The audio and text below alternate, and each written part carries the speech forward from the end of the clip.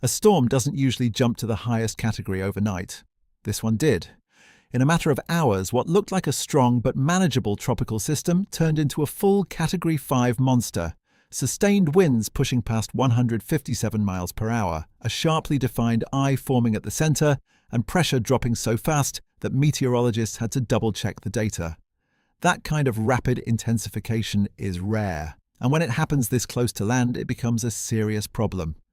Right now, this typhoon is moving across extremely warm ocean water, with almost perfect conditions keeping it strong. There's very little in its way to weaken it before landfall. And the path it's following isn't random. It's being steered directly toward a US territory in the Pacific. That means thousands of people could be facing one of the most dangerous types of storms on Earth, with very limited time to prepare. The big question now isn't just how strong it is, it's what happens next, how it formed so quickly, why it's heading exactly where it is, and what kind of impact a Category 5 storm actually brings when it reaches land. What made this storm immediately stand out wasn't just how strong it became, it was how fast it got there. Just a short time earlier, it was sitting at a much lower intensity, the kind of system meteorologists monitor closely but don't immediately flag as extreme. Then the data started changing, hour by hour. Wind speeds climbed rapidly. Central pressure dropped at an unusual rate. Satellite imagery began to show a tighter, more organized core. Within a very small window, it crossed the threshold into Category 5, the highest classification on the scale. To understand why that matters, you need to know what Category 5 actually represents. On the surface, it's defined by sustained winds of at least 157 miles per hour. But that number alone doesn't capture the full picture. At this level, the storm's internal structure becomes highly efficient. The eye, its calm center, tightens and clears out, while the surrounding eye wall becomes extremely intense, packed with the strongest winds and heaviest rainfall. This is when a storm is operating at peak strength. In this case, meteorologists observed a classic signature of rapid intensification. The central pressure, a key indicator of storm strength, fell quickly over a short period. When pressure drops, winds accelerate inward toward the center, spinning faster due to the conservation of angular momentum. That tightening spin is what fuels the sudden jump in wind speed. Satellite images showed the eye becoming sharply defined, almost circular, which is a sign of a well-organized system. Around it, deep convection, those towering thunderstorm clouds, wrapped tightly around the center. There were very few signs of disruption, no dry air intruding, no strong wind shear tearing the system apart. Everything about the environment was aligned in the storm's favor. What caught forecasters off guard wasn't that intensification was possible, it's that it happened this quickly. Forecast models had suggested strengthening, but not at this pace. This kind of rapid jump compresses the timeline for preparation. Instead of days to react, there may only be hours between strong storm and extreme threat. And there's another layer to this. Rapid intensification events like this are being observed more frequently in recent years. Warmer ocean waters provide more energy, and when atmospheric conditions line up just right, storms can take full advantage of that energy much faster than expected. That doesn't mean every storm will behave this way, but when one does, it leaves very little margin for error. Right now, the storm is at or near its peak structure. The eye is stable. The core is compact and powerful. And unless something disrupts it, like cooler water, land interaction, or increasing wind shear, it has the potential to maintain this intensity as it moves forward. That's what makes this moment critical. The storm didn't just become dangerous, it became dangerous very quickly, and it did so while still positioned to impact land. We'll look at where this system actually formed and why that specific region makes explosive storms like this possible in the first place. This storm didn't form in a random part of the ocean. It developed in a region that meteorologists pay very close attention to every year, the Western Pacific, near the area around Micronesia and east of the Philippines. That stretch of ocean is one of the most active breeding grounds for powerful tropical systems on Earth. There's a reason for that.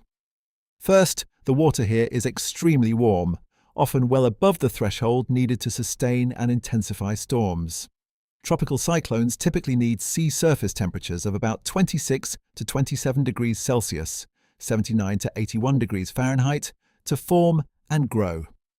In this region, temperatures can push past 30 degrees Celsius, 86 degrees Fahrenheit.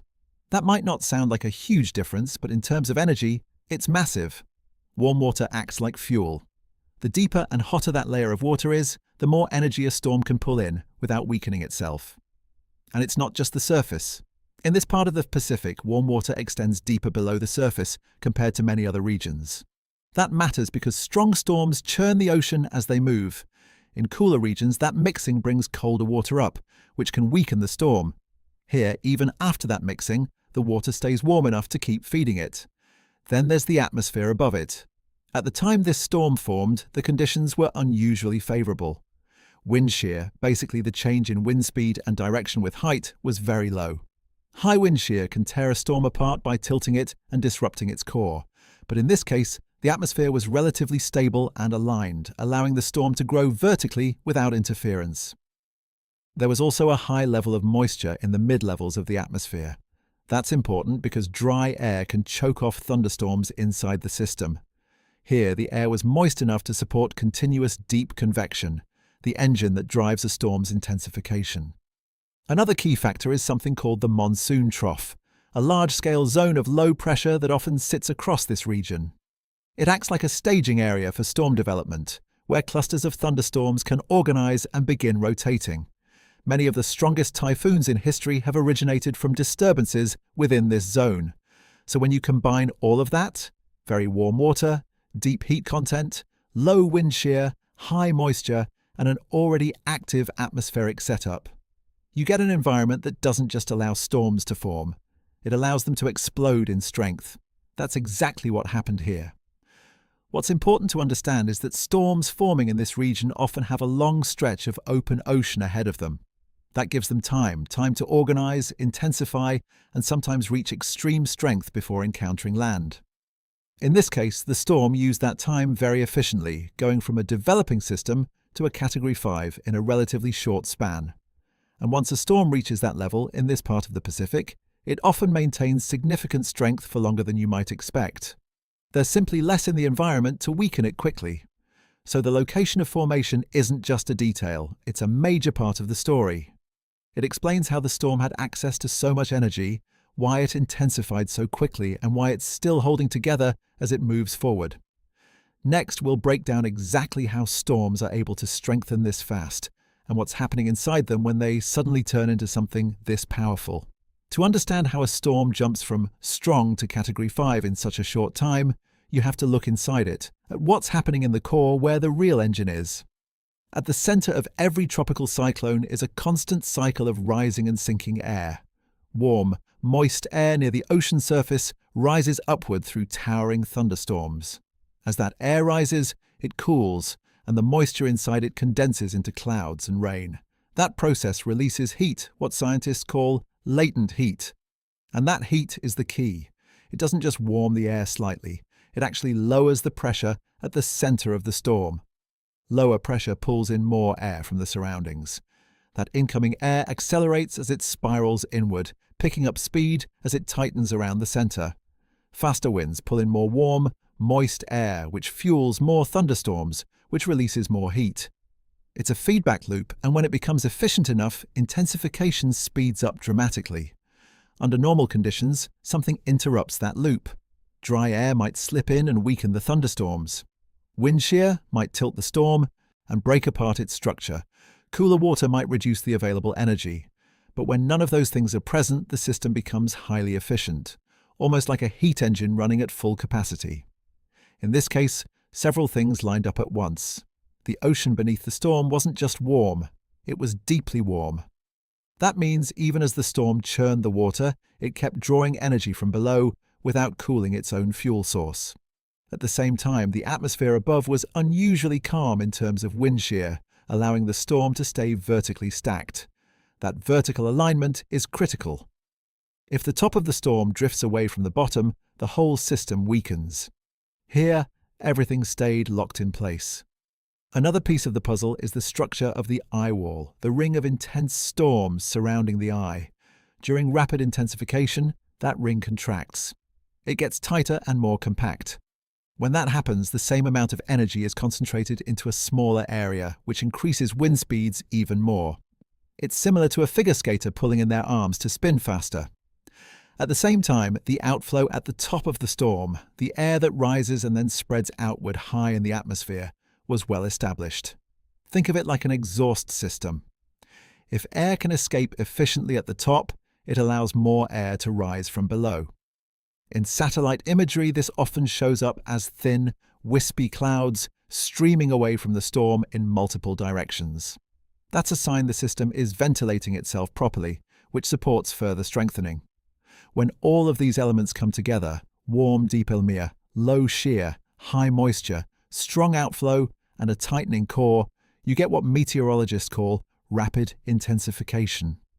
Technically, that's defined as an increase in wind speed of at least 35 miles per hour within 24 hours. But storms like this can exceed that threshold by a wide margin. What's changed in recent years is how often we're seeing this happen. Warmer oceans mean more available energy. That doesn't guarantee rapid intensification every time, but it raises the ceiling for how strong storms can get and how quickly they can reach that strength when conditions are right. There's also a forecasting challenge here.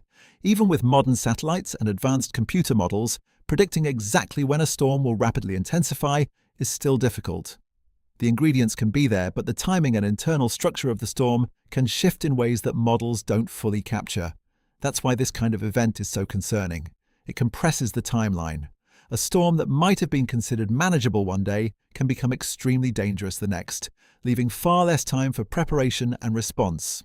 Right now, this storm has already completed that transformation. The internal engine is running at full strength, and the structure is stable. The question isn't how it got here anymore, it's where it's going. We'll look at the forces that are steering this storm and why its path is lining up directly with a US territory. Storms like this don't just wander across the ocean. Their path is controlled by large-scale wind patterns that act like invisible highways in the atmosphere.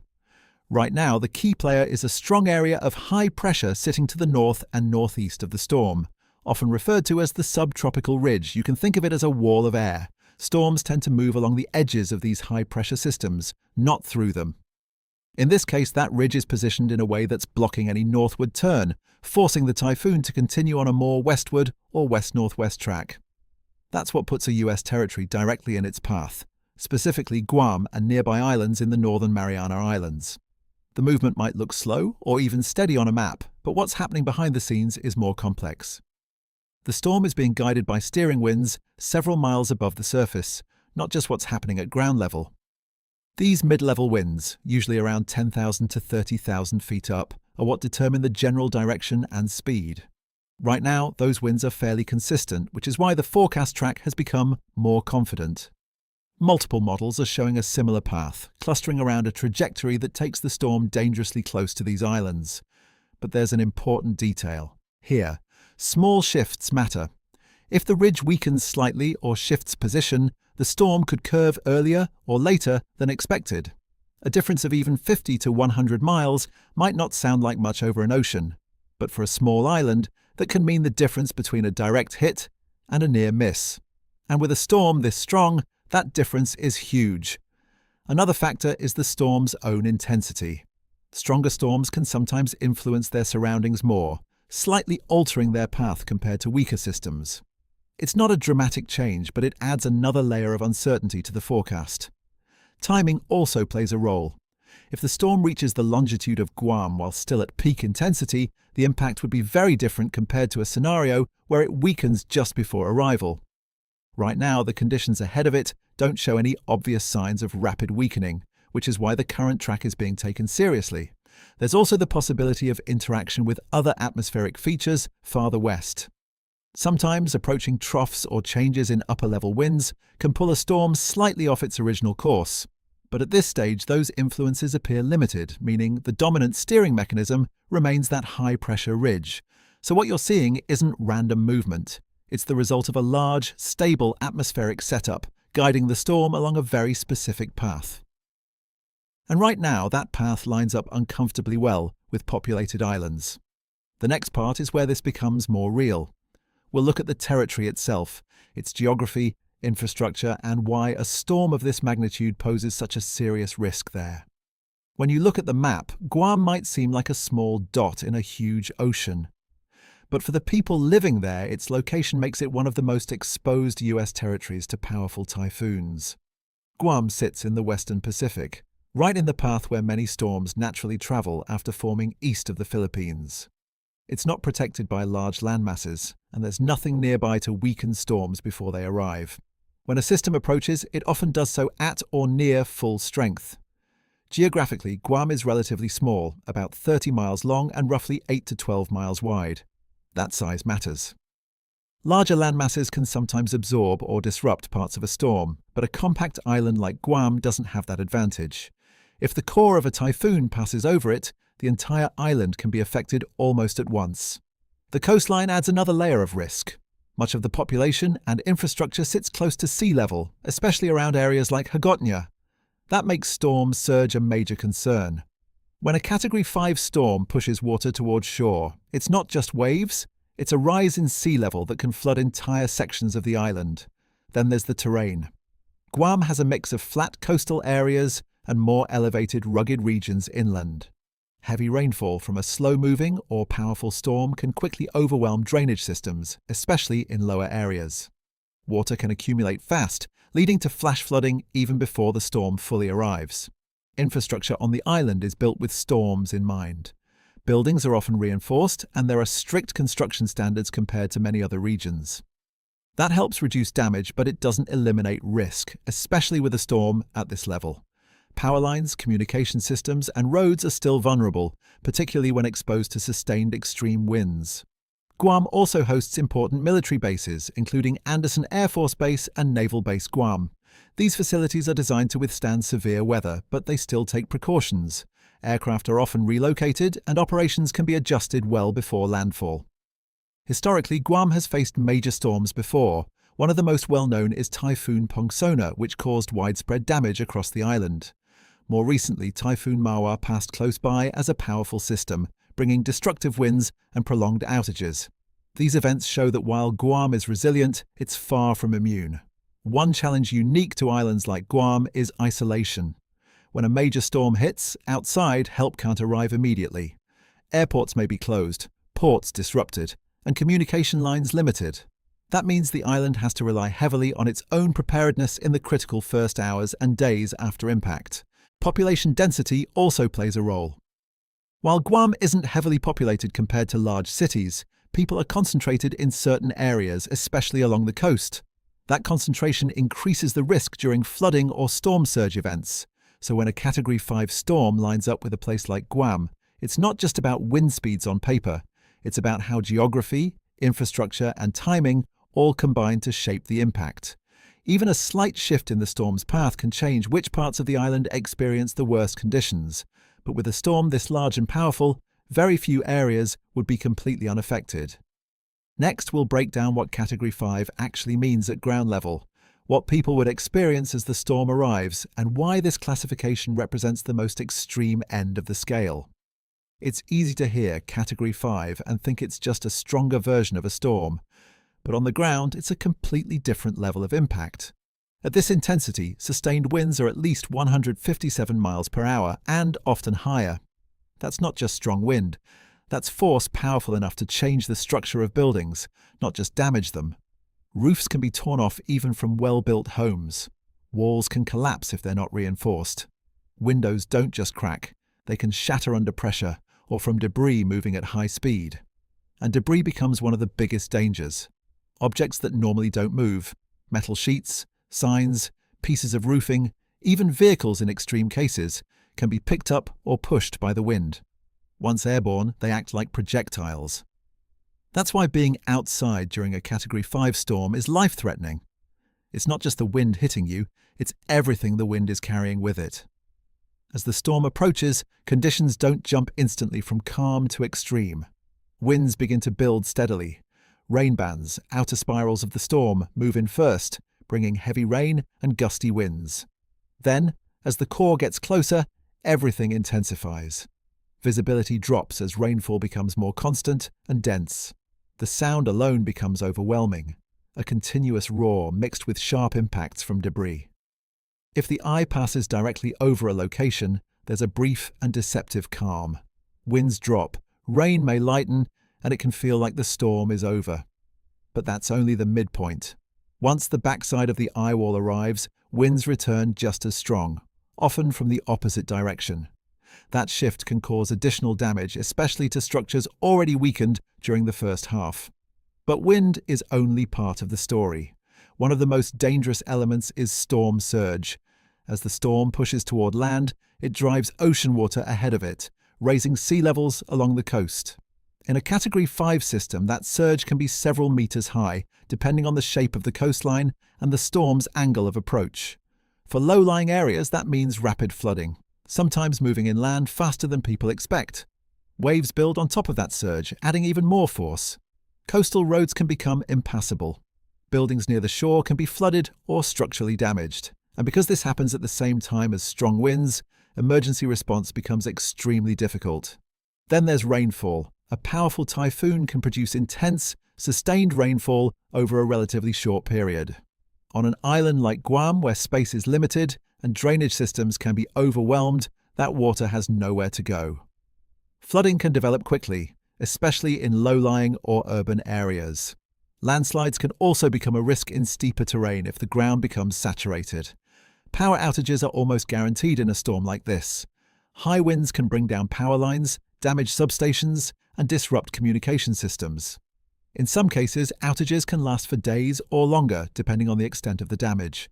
That affects everything: water supply, transportation, emergency services, and basic daily life.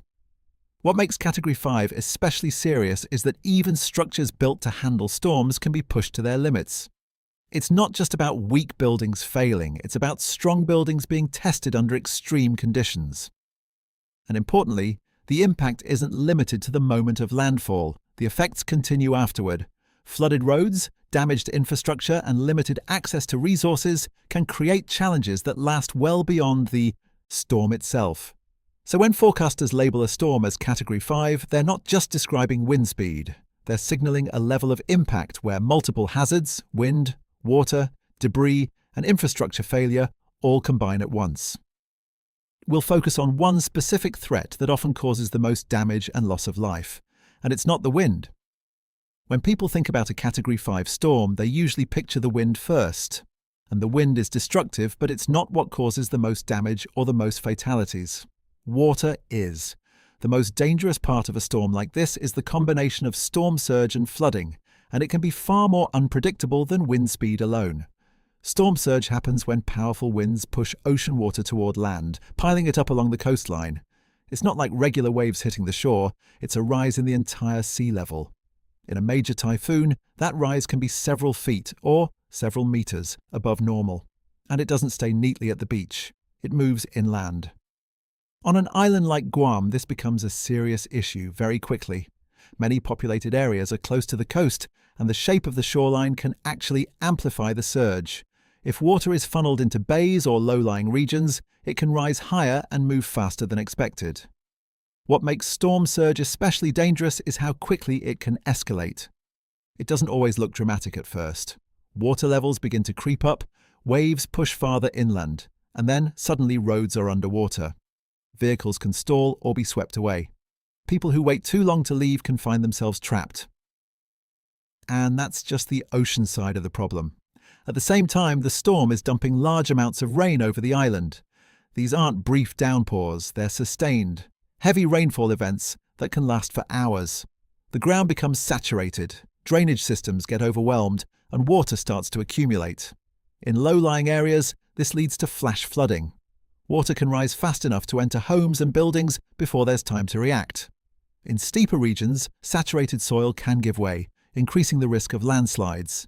Even areas that don't normally flood can become vulnerable under these conditions. There's also a compounding effect when storm surge and rainfall happen together. If coastal waters are already elevated from surge, rainwater can't drain into the ocean efficiently. It backs up, making inland flooding worse. Essentially, water is coming in from both directions, rising from the coast and falling from the sky. Another factor is timing. If the storm arrives during high tide, the baseline sea level is already elevated. That can add significantly to the total surge height, increasing the extent of flooding. Even a difference of a couple of feet can change how far inland the water reaches. One of the reasons water is so dangerous is that it's harder to judge. People can see wind, they can feel it getting stronger, but water often appears manageable until it suddenly isn't. And once it starts moving with force, it becomes extremely difficult to escape. Just a small amount of fast-moving water can knock a person off their feet.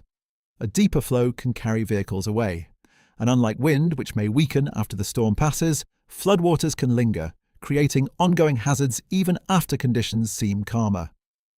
Emergency planning reflects this reality. Evacuation zones are often based more on flood risk than wind risk. That's because buildings can sometimes withstand high winds, but they can't function when they're underwater. So while the Category 5 label highlights the storm's intensity, the real danger often comes from how much water it moves and where that water goes. We'll look at how scientists try to predict exactly where that danger will hit, and why even the best forecast models still have limits when it comes to storms like this. By the time a storm reaches this level, it's being tracked constantly, from satellites, ocean buoys, aircraft reconnaissance when available, and multiple forecasting models running in parallel. On paper, it can look like scientists have a clear picture of what's going to happen next, but in reality, there's always uncertainty. Forecast models are essentially simulations. They take current data, wind patterns, ocean temperatures, pressure systems, and calculate how the atmosphere is likely to evolve. The problem is that the atmosphere is incredibly complex. Even small gaps or tiny errors in the starting data can lead to noticeable differences in the outcome. That's why you'll often see what's called a model spread. Instead of one single predicted path, there are multiple projections, each slightly different. When those projections cluster tightly together, confidence is higher. When they spread out, uncertainty increases. Right now, for this storm, many of the major models are relatively aligned. They show a general path toward Guam and the surrounding Northern Mariana Islands. That clustering suggests that the large-scale steering pattern, the high-pressure ridge we talked about earlier, is stable. But even with that agreement, the details still matter. A shift of 50 miles east or west might not seem like much on a global map, but for a small island, it changes everything. The most dangerous part of the storm, the eye wall, can be relatively compact. If it passes directly over land, the impact is extreme. If it stays just offshore, conditions are still severe, but the damage profile is different. There's also uncertainty in intensity. Predicting how strong a storm will be at a specific moment is still one of the hardest parts of forecasting. Models have improved significantly, but rapid intensification events, like the one this storm just went through, are still difficult to time precisely. A storm might weaken slightly before landfall due to internal changes, like eye wall replacement cycles, where a new outer ring of storms forms and temporarily disrupts the inner core. Or it might hold its strength longer than expected if conditions remain favorable. Both scenarios are possible, and small differences can have large consequences. Another challenge is how the storm interacts with its environment as it moves. Changes in wind shear, pockets of dry air, or subtle shifts in ocean temperature can all influence its structure. These factors aren't always captured perfectly in real time, which adds another layer of uncertainty. Then there's the human side of forecasting. Meteorologists don't just rely on one model, they compare many.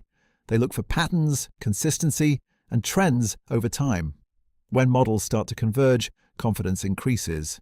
When they diverge, forecasters have to interpret which scenario is more likely based on experience and additional data. That's why official forecasts often include a cone of uncertainty. It doesn't mean the storm will grow wider. It represents the range of possible paths the center could take. And importantly, impacts can extend well outside that cone. So even though the current track points toward a direct threat, it's not a fixed line. It's a range of possibilities shaped by a system that's constantly evolving. The key takeaway here is that forecasts are powerful tools, but they're not exact predictions. They provide guidance, not certainty. And with a storm this strong, even the lower-end scenarios still carry serious risk. We'll look at what's happening on the ground right now, how prepared the territory is, and what actions are being taken as the storm approaches. As soon as a storm like this shows signs of heading toward land, preparation starts immediately. On an island like Guam, that process is taken seriously because there's very little room for delay once conditions begin to deteriorate. Local authorities don't wait for absolute certainty. As forecast confidence increases, emergency management agencies begin issuing warnings, activating response plans, and coordinating across multiple systems at once. That includes government offices, utilities, healthcare services, and military installations. One of the first priorities is communication. Getting accurate information out quickly is critical. Residents are advised on when to secure their homes, where shelters are located, and whether evacuations are recommended in specific areas, especially those at risk of flooding or storm surge. Evacuations on an island are different from evacuations on a large mainland. There's no option to drive hundreds of miles away. Movement is limited, so the focus is often on relocating people from more vulnerable coastal zones to safer reinforced structures inland. Schools, community centres, and designated shelters are prepared to house residents who can't safely stay in their homes. Infrastructure is another major focus. Utilities begin pre-storm, procedures to reduce damage and speed up recovery later. Power systems may be adjusted. Crews are positioned for rapid response, and critical facilities, like hospitals, ensure backup generators are fully operational. Communication networks are reinforced as much as possible, though they remain vulnerable to extreme conditions. At Andersen Air Force Base and Naval Base Guam, preparations follow strict protocols. Aircraft are often relocated out of the storm's path well in advance. Ships may be moved, and essential personnel are secured in hardened facilities. These bases are built to handle severe weather, but they still take precautions to minimize risk and maintain operational readiness.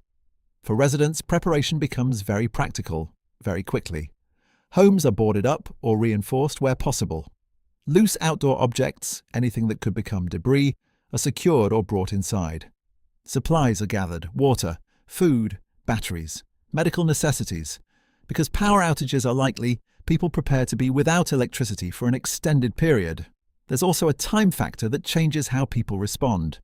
When a storm intensifies rapidly, as this one did, it compresses the preparation window.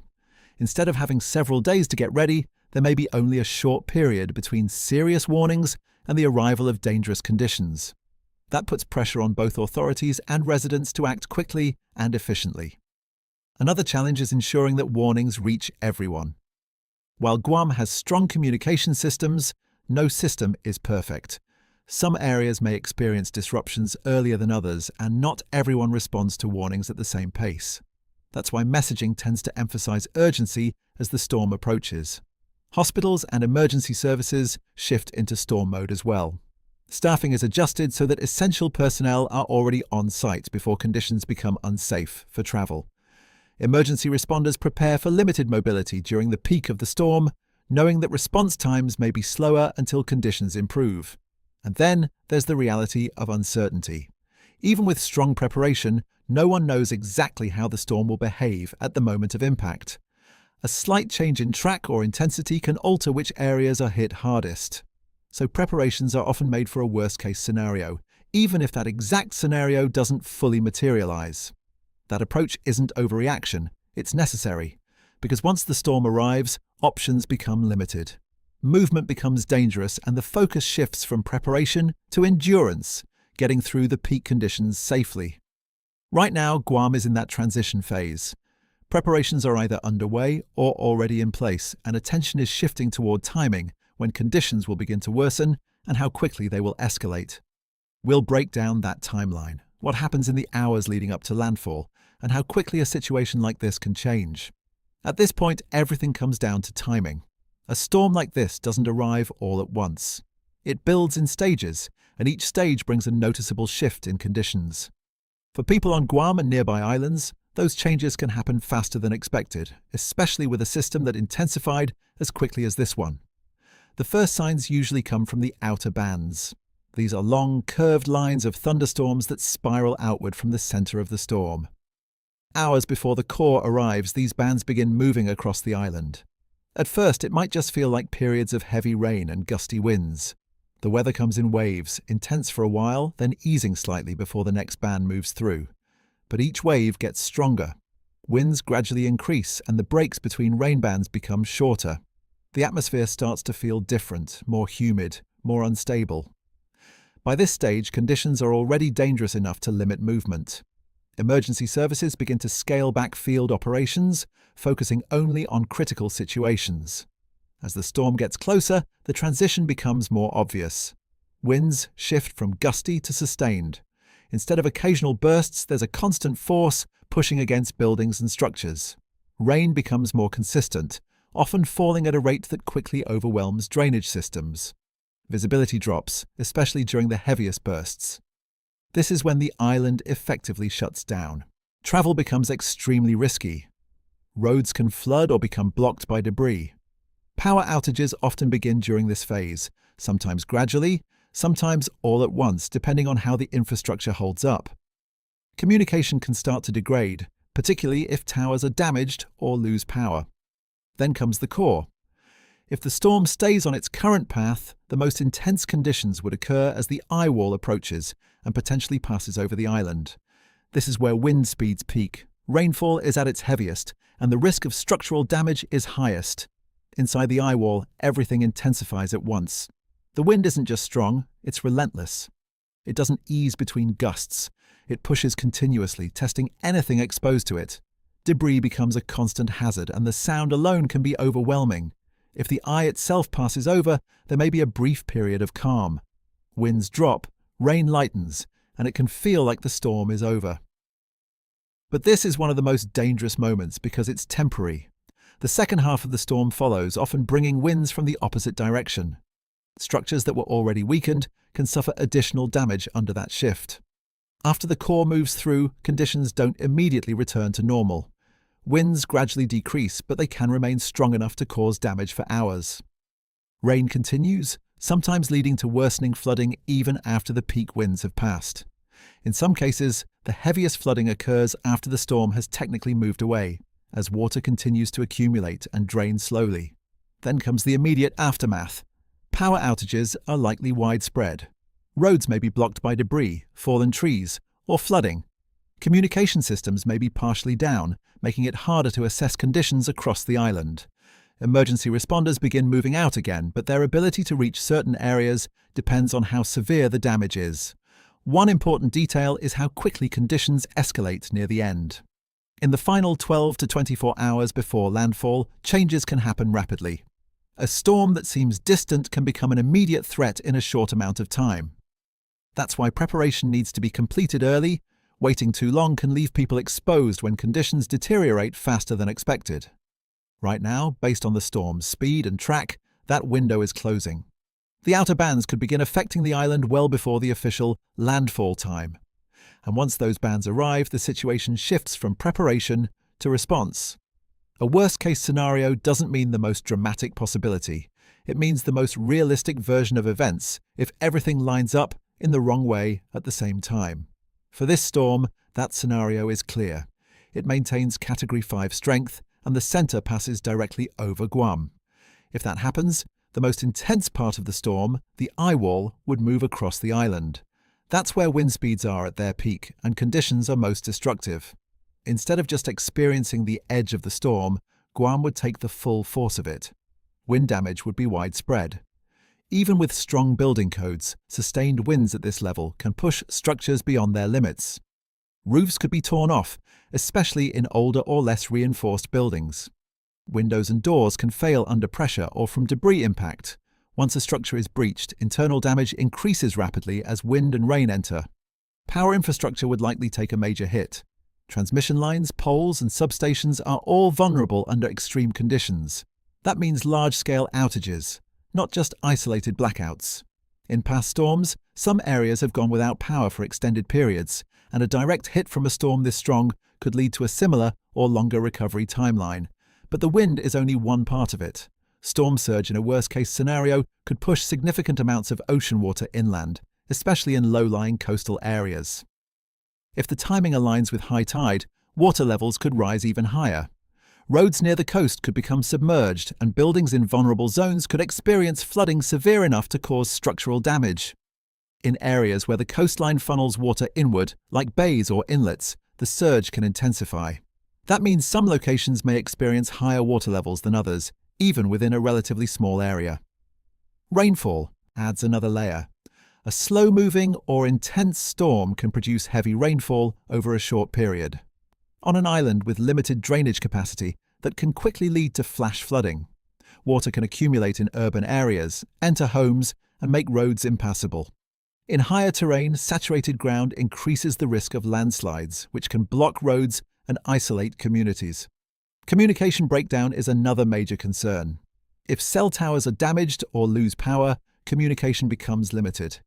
That affects not only residents trying to get information, but also emergency services coordinating response efforts. In the immediate aftermath, it can be difficult to assess which areas are most affected. Access becomes a challenge as well. Debris, fallen trees, damaged structures, scattered materials can block roads. Flooding can make certain routes unusable. That slows down emergency response and recovery operations. On an island where alternative routes are limited, even a few blocked roads can have a large impact on mobility. There's also the issue of isolation. If the airport is damaged or temporarily closed, and port operations are disrupted, external aid can't arrive immediately. That means the island has to rely on its own resources in the critical early period after the storm. Supplies, emergency services, and infrastructure resilience all play a role in how quickly recovery can begin. In terms of scale, a direct hit from a Category 5 storm doesn't just create localized damage, it affects the entire island in different ways at the same time. Coastal flooding, inland flooding, wind damage, and infrastructure failure all overlap. And recovery isn't immediate. Restoring power, clearing roads, repairing buildings, and re-establishing communication systems can take days, weeks, or longer, depending on the severity of the damage. Even after conditions improve, the effects of the storm continue to shape daily life.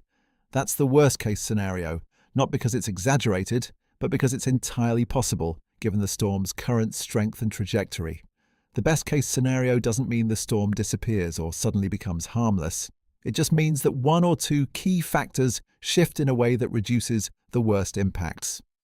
For this situation, the most likely better outcome would be a slight change in track. If the center of the storm passes just far enough away from Guam, the island could avoid the direct hit from the eye wall. That would mean the absolute peak winds stay offshore and the most destructive core doesn't move directly across land. But even in that case, the storm is still extremely close and still extremely strong. Guam would still experience powerful winds, potentially strong enough to cause damage, especially in exposed areas. Structures might hold up better than in a direct hit scenario, but power outages would still be likely. Trees could come down, debris could still become airborne, and weaker infrastructure would remain vulnerable. Rainfall would still be heavy. Even if the center stays offshore, the outer bands and parts of the core could still bring sustained, intense rain. Flooding would remain a concern, particularly in low-lying areas or places with poor drainage. The difference is that it may not be as widespread or as severe as in a direct impact, but it doesn't go away. Storm surge is also still a factor. The exact height and reach of the surge depend on the storm's track and angle of approach. A near miss could reduce the maximum surge levels, but coastal flooding could still occur, especially if the storm passes close enough to push water towards shore. Some areas might avoid the worst-case inundation, while others could still see significant impacts depending on local geography. Another possibility is slight weakening before arrival. Storms don't always maintain peak intensity indefinitely. Internal changes, like eye-wall replacement cycles, can temporarily reduce wind speeds. Environmental factors might also shift slightly, introducing a bit more wind shear or slightly cooler water. If that happens, the storm could drop below Category 5 before reaching the island. But this is where perception can be misleading. A downgrade from Category 5 to Category 4, or even Category 3, doesn't mean the storm is no longer dangerous. These are still major storms capable of causing serious damage. The difference is relative, not absolute. Conditions would still be severe and the risks from flooding and surge would remain. There's also the timing factor. If the storm speeds up or slows down slightly, it changes how long the island is exposed to its effects. A faster-moving storm might reduce the duration of peak conditions, while a slower one could prolong heavy rain and increase flooding risk. Even small changes in speed can influence the overall impact. What makes the best-case scenario tricky is that it still involves a powerful storm passing very close to a populated area. There's no version of this where nothing happens. The difference is in scale, how widespread the damage is, how long recovery takes, and how severe the most dangerous conditions become. From a preparation standpoint, the response doesn't change much. Authorities and residents still have to prepare as if the worst could happen. That's because last-minute shifts in track or intensity are always possible, and waiting for absolute certainty isn't an option when the stakes are this high. So while a slight shift or weakening would help, it doesn't eliminate the threat, it just reduces how extreme the outcome might be. To understand why storms like this can reach Category 5 so quickly, you have to zoom out beyond this one system and look at the bigger pattern. The main factor is ocean heat. Tropical cyclones run on warm water. The warmer the ocean surface, the more energy is available for storms to develop and intensify. Over the past few decades, global ocean temperatures have been rising, not just at the surface but also deeper down. That matters because, as mentioned earlier, strong storms churn the ocean. If colder water gets pulled up, it can weaken the system. But if the warm layer is deep, that cooling effect is reduced, allowing storms to maintain or increase their strength. In regions like the Western Pacific, near Micronesia and the Philippines, this deep reservoir of warm water has become more pronounced. That creates an environment where storms not only form easily but also have the potential to intensify rapidly. There's also the issue of atmospheric moisture. A warmer atmosphere can hold more water vapor. That means when storms develop, there's more moisture available to fuel the convection process, the rising air and cloud formation that powers the storm. More moisture can support stronger and more sustained thunderstorm activity within the system, which contributes to intensification. Another piece of the puzzle is wind shear. Wind shear can either suppress or allow storm development depending on its strength. In some regions and time periods, changes in large-scale climate patterns can reduce wind shear, creating windows where storms can strengthen more efficiently. When low shear aligns with warm ocean conditions, the environment becomes highly favorable for rapid intensification. Now, it's important to be precise here. Not every storm is getting stronger, and not every season produces more storms than before. The total number of storms can vary from year to year. What scientists are observing more consistently is a shift in the intensity distribution, meaning a higher proportion of storms reaching the upper end of the scale, like Category 4 and 5. There's also growing evidence that rapid intensification events are becoming more frequent. These are the situations where storms gain strength very quickly over a short period, exactly what happened with this typhoon. Warmer oceans increase the likelihood that, when conditions align, storms can take advantage of that energy more efficiently. Another trend being studied is rainfall. Stronger storms tend to carry more moisture, which can lead to heavier rainfall. That increases the risk of flooding, especially in coastal and island regions. Even if wind speeds don't change dramatically, the water-related impacts can become more severe. Sea level rise adds another layer. Even small increases in baseline sea level can make storm surge more damaging. When a storm pushes water toward the coast, it starts from a higher level than it would have in the past. That means flooding can reach farther inland, affecting areas that might not have been at risk before. So when you look at a storm like this, rapid intensification, high peak strength, and a path toward vulnerable areas, it fits into a broader pattern that scientists have been tracking. That doesn't mean every future storm will behave this way. Weather is still variable, and many factors influence each individual system. But the conditions that allow extreme storms to form are becoming more common, and that changes the baseline risk. What used to be considered rare is now something that needs to be planned for more regularly. Coastal regions, especially in storm-prone areas, are increasingly facing the possibility of stronger systems with less warning time. This storm is one example of that shift. It's not unique, but it's part of a trend that's becoming harder to ignore. To understand how serious this storm is, it helps to compare it with others that have followed a similar path, especially the ones that reached Category 5 or came close while moving through the same part of the Pacific. This region has seen some of the most powerful tropical cyclones ever recorded. The Western Pacific isn't just active, it consistently produces storms that reach extreme intensity because of the conditions we talked about earlier. Deep, warm water, low wind shear, and long stretches of open ocean. One storm that often comes up in comparisons is Typhoon Haiyan. Haiyan reached Category 5 strength before making landfall in the Philippines. What made it especially destructive wasn't just the wind speed, it was the storm surge. Entire coastal communities were overwhelmed by rapidly rising water. It became one of the deadliest typhoons in modern history. Now, this current storm isn't following the exact same path, But the comparison matters because it shows what a fully developed Category 5 system is capable of when it reaches land. Another relevant example is Typhoon Mawa, which passed very close to Guam. Mawa didn't make a direct Category 5 landfall on the island, but it was still strong enough to cause widespread damage, prolonged power outages, and major disruptions. It showed how even a near miss from a powerful storm can have serious consequences. Going further back, Typhoon Pongsona is another key reference point for Guam.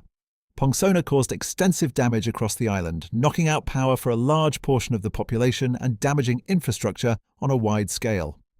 It wasn't at the extreme upper limit of intensity like some modern storms, but it demonstrated how vulnerable the island can be when a strong system passes directly over it. What makes the current storm stand out is the combination of rapid intensification and its potential track. Not every powerful storm strengthens this quickly. And not every storm that reaches Category 5 does so while still positioned to impact land. Some peak over open water and weaken before reaching populated areas. Others never reach that top tier at all. This one reached peak strength relatively close to a populated region, and that's what puts it in a more concerning category. In terms of raw intensity, there have been stronger storms on record in the Western Pacific. Some have reached even lower central pressures and higher peak wind speeds. But those are rare. The important comparison isn't just strongest ever, it's how strong the storm is at the moment it threatens land. And right now, this storm is near the top of the scale at exactly the wrong time. Another factor to consider is how infrastructure and preparedness have changed over time. Guam today is better equipped than it was decades ago. Building standards are stronger, forecasting is more advanced, and emergency response systems are more organized. That reduces risk, but it doesn't eliminate it, especially when dealing with a storm at this level. So historically, storms like this have shown a consistent pattern. When a Category 5 system intersects with land, the outcome depends heavily on timing, track, and local geography. But the potential for widespread impact is always there. This storm fits within that pattern. It's not unprecedented, but it's in the same class as some of the most serious systems the region has seen.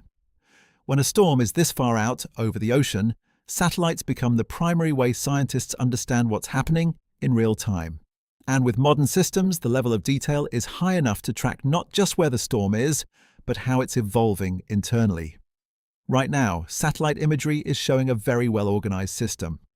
At the center, there's a clearly defined eye. It appears nearly circular, which is usually a sign that the storm's core is stable. In weaker or disorganized systems, the eye, if it exists at all, tends to look uneven or partially obscured. Here it's clean and symmetrical, which suggests that the storm's internal structure is still strong. Surrounding that eye is the eye wall, the most intense part of the storm. On infrared satellite images, this shows up as a ring of very cold cloud tops. The colder those cloud tops are, the higher those clouds extend into the atmosphere. And higher clouds typically mean stronger thunderstorms and more powerful updrafts. In this case, the cloud tops around the eye wall are extremely cold, indicating deep, sustained convection.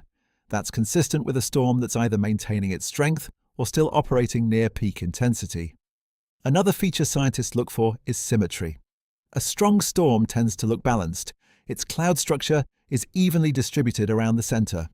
If dry air starts to intrude, or if wind shear begins to affect the system, that symmetry breaks down. The storm might look lopsided, with one side weaker than the other. Right now, the system appears relatively symmetric, which is another sign that conditions are still favorable. Then there's the outflow. High above the storm, air rises through the core and then spreads outward. On satellite imagery, this can look like thin, wispy clouds extending away from the center in multiple directions. This outflow acts like a ventilation system, allowing the storm to keep drawing in air from below. When outflow is strong and well established, it supports continued intensity. For this storm, outflow channels appear to be active, especially in certain directions where upper-level winds are helping carry air away efficiently. That's a positive signal for maintaining strength. Scientists also monitor changes over time, not just single images. If the eye starts to shrink or become more defined, that can indicate strengthening. If it becomes larger or less distinct, it might suggest weakening or structural changes, such as an eye wall replacement cycle. These cycles are common in strong storms. They can temporarily reduce intensity before the storm reorganizes. At this moment, there aren't strong signs of rapid weakening. The structure remains intact, and the key indicators, eye clarity, cloud top temperatures, symmetry, and outflow are all consistent with a powerful system. Microwave satellite data, which can see through cloud tops, also helps reveal the internal structure. It can show whether the eye wall is solid or if there are gaps forming. A complete, solid ring is typically associated with a stronger storm, while breaks in that ring can indicate weakening or reorganization. So far, the data suggests that the core is still well defined. All of this matters because satellite observations feed directly into forecast models. They help update the storm's current state, which improves the accuracy of future projections. But they also give forecasters immediate insight into whether the storm is changing in ways that models might not yet reflect. Right now, the takeaway from satellite data is straightforward. The storm is still strong, still organized, and still capable of maintaining that strength as it moves forward. With everything available today, high-resolution satellites, ocean sensors, advanced computer models, it might seem like predicting a storm's exact path and strength should be straightforward. But it isn't. And storms like this one show exactly why. The atmosphere is a chaotic system. That doesn't mean random, it means extremely sensitive to small changes. A tiny difference in temperature, pressure, or wind speed at the start of a forecast can lead to a noticeably different outcome a day or two later. This is often called the butterfly effect, and in weather systems, it's very real. Forecast models try to account for this by running multiple simulations. Each one starts with slightly different initial conditions, creating a range of possible outcomes. That's why you don't see a single line for a storm's path. You see a spread. When those paths cluster together, confidence is higher. When they spread apart, uncertainty increases. Even when the track is relatively well predicted, intensity is a different challenge. We've already seen how quickly this storm intensified. That kind of rapid change depends on internal processes that are hard to observe directly. Things like the exact structure of the eye wall, small pockets of dry air, or subtle shifts in wind shear can all influence whether a storm strengthens or weakens, and by how much. These details happen on smaller scales than most global models can fully resolve. There's also the issue of data gaps. Over land, weather stations are everywhere. Over the open ocean, they're not. Satellites fill in much of that gap, but they don't capture everything. Some measurements, like exact wind speeds at the surface or detailed pressure readings, are harder to obtain without aircraft reconnaissance, which isn't always available in every region. So models are working with the best available data, but not perfect data. Another complication is interaction with the environment. As the storm moves, it doesn't just follow the atmosphere, it interacts with it. It can slightly modify the surrounding wind patterns, especially when it's strong. That feedback can alter its own path in subtle ways. At the same time, larger systems like high-pressure ridges or upper-level troughs are evolving too. So the track isn't fixed. It's constantly being reshaped by moving parts. Then there are internal cycles. Strong storms often go through structural changes like eye wall replacement cycles. During these, a new outer ring of thunderstorms forms and gradually replaces the inner eye wall. This can temporarily weaken the storm before it reorganizes again. Predicting exactly when that will happen or how it will affect intensity is still difficult. Timing is another issue. Forecasts improve as the storm gets closer to land because there's more data and less time for small errors to grow.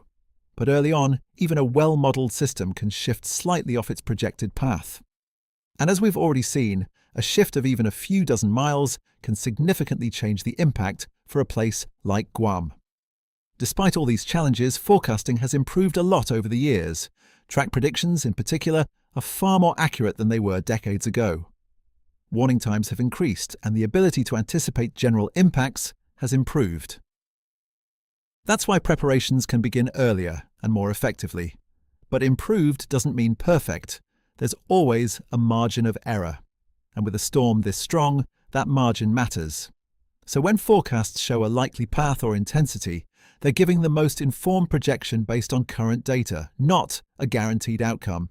That's why officials plan for a range of scenarios, not just a single one. Once the center of the storm moves past, it might seem like the worst is over. But in many ways, the next phase is just beginning. The first thing people notice is the silence. After hours of constant wind and rain, the sudden drop in noise can feel almost unreal. But outside, the situation is far from normal. Roads are often blocked by debris, fallen trees, damaged structures, scattered materials. In some areas, flooding may still be ongoing, especially if water has nowhere to drain. On Guam, this phase can be particularly challenging because of its size and isolation. There are limited routes across the island, so if key roads are blocked, entire areas can become temporarily cut off. Power outages are usually widespread. Restoring electricity isn't as simple as flipping a switch. Crews have to assess damage, clear access routes, and repair or replace damaged equipment. That process can take time, especially if conditions remain hazardous or if multiple parts of the system are affected at once. Without power, other systems are affected too. Water supply can become an issue if pumping stations are offline.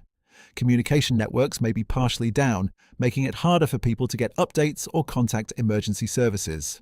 Even basic services, like fuel distribution or grocery supply, can be disrupted. Emergency responders move in as soon as it's safe. Their first priority is search and rescue, checking areas that were hardest hit and assisting anyone who may be trapped or injured. But their ability to move quickly depends on access. Flooded roads or heavy debris can slow response times, especially in the first critical hours. At the same time, damage assessments begin. Officials need to understand which areas are most affected, what infrastructure has been compromised, and where resources should be directed first. This information is crucial for coordinating both local response and any external assistance that may arrive later. Another issue that often emerges is communication gaps. Even if major systems are restored relatively quickly, there can be localized outages. Some communities may not be able to report their conditions immediately, which makes it harder to get a complete picture of the situation in real time. Health and safety risks also continue after the storm. Floodwater can be contaminated, making it unsafe to walk or drive through. Downed power lines can still carry electricity. Damaged buildings may be unstable. These hazards don't disappear when the wind stops. They often become more noticeable afterward. For residents, the focus shifts from preparation to recovery. Clearing debris, checking structural damage, securing what remains, and finding access to essential supplies all become immediate priorities. For some, that process is straightforward. For others, especially in harder-hit areas, it can be much more difficult. And then there's the timeline. Recovery doesn't happen all at once. Some services may return within hours or days, while others, like full power restoration or infrastructure repairs, can take much longer depending on the extent of the damage. Because Guam is an island, external support plays an important role, but it may not arrive immediately. Airports and ports need to be inspected and cleared before they can handle incoming aid. That creates a gap where local resources are especially important. So while landfall marks the peak of the storm's intensity, it doesn't mark the end of its impact. The effects continue, often in less visible but equally important ways. This storm is one event, but it's also part of a pattern that's becoming harder to ignore. What stands out isn't just that it reached Category 5, it's how quickly it got there and how close it did so to land. That combination is what increases risk. Less time to prepare, higher peak intensity, and a direct path toward vulnerable areas. And this isn't an isolated case. Over the past few decades, scientists have been tracking changes in how tropical cyclones behave. The total number of storms each year still goes up and down. Some seasons are active, others quieter. But within those numbers, there's a shift happening. A larger share of storms are reaching the highest intensity levels. That means more systems pushing into Category 4 and 5 territory, where the potential for damage increases sharply. It doesn't guarantee landfall every time, but when it does happen, the impact is more severe. There's also the speed of change. Rapid intensification, like what we saw with this storm, is becoming more common in certain regions. That shortens the warning window. A storm that looks manageable one day can become a major threat the next. Forecasting has improved, but the atmosphere is still complex, and these sudden jumps are difficult to time perfectly. For places like Guam, that matters a lot. Small islands don't have the same flexibility as larger landmasses. There's limited space to move, limited routes for evacuation, and a heavy reliance on infrastructure that can be disrupted by extreme conditions. Even with strong preparation and building standards, the margin for error is smaller. At the same time, sea levels are gradually rising. That doesn't change day-to-day weather, but it raises the baseline for storm surge. When a powerful storm pushes water toward the coast, it starts from a higher level than it used to. That increases the reach of flooding, even if the storm itself isn't stronger than past events. So when you combine stronger storms, faster intensification, and higher baseline sea levels, the overall risk increases, not just in one place, but across many coastal regions. What's important is how this changes preparation. Events that used to be considered rare are now part of planning scenarios. Infrastructure is being designed with higher thresholds in mind. Forecasting continues to improve, especially in tracking and early detection. But there's also a growing understanding that uncertainty will always be part of the equation. This storm is a clear example of that balance. On one hand, it shows how far forecasting and monitoring have come. Scientists were able to track its development, measure its intensification, and project its path. On the other hand, it shows the limits, how quickly things can change and how even small uncertainties can have large consequences.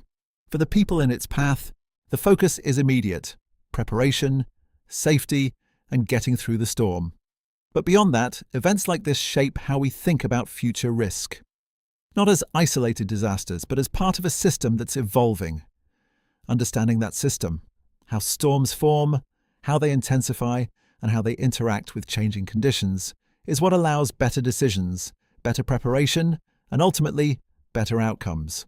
And right now, all of that knowledge is being put to the test in real time. Subscribe.